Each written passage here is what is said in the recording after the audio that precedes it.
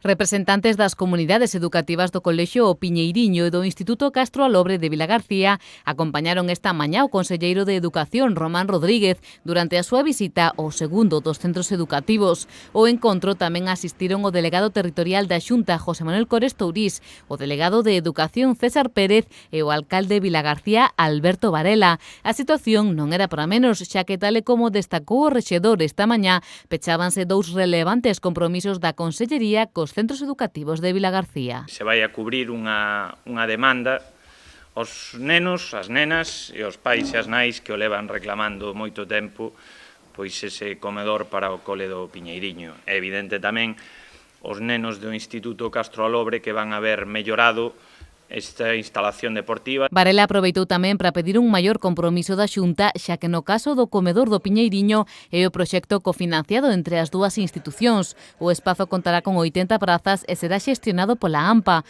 O conselleiro de Educación destacou precisamente que o entendemento entre administracións é esencial para acadar obxectivos. Se fai unha cofinanciación entre ambas institucións.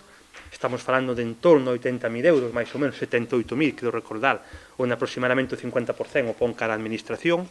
É un servicio que ten un complemento educativo, pero ten tamén un complemento de conciliación familiar, que de algún xeito pois tamén os concellos participan en ese ámbito.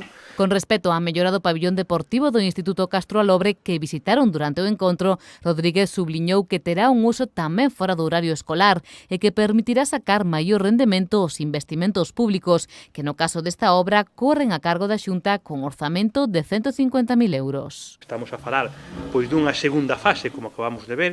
Houve unha primeira fase de acondicionamento de espacios de vestuarios, servizos, etc.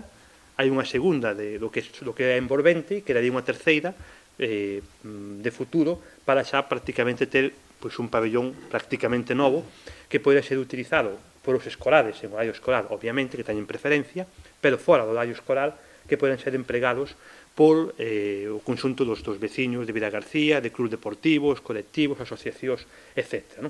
O conselleiro quixo destacar tamén diversas obras que o seu departamento está realizando noutros centros da comarca, como os 60.000 euros que se están investindo en melloras do Colexio de Vilaxoán, preto d'1 millón de euros no Instituto Francisco Asorei de Cambados e outro $500.000 no Colexio de Mosteiro en Meis.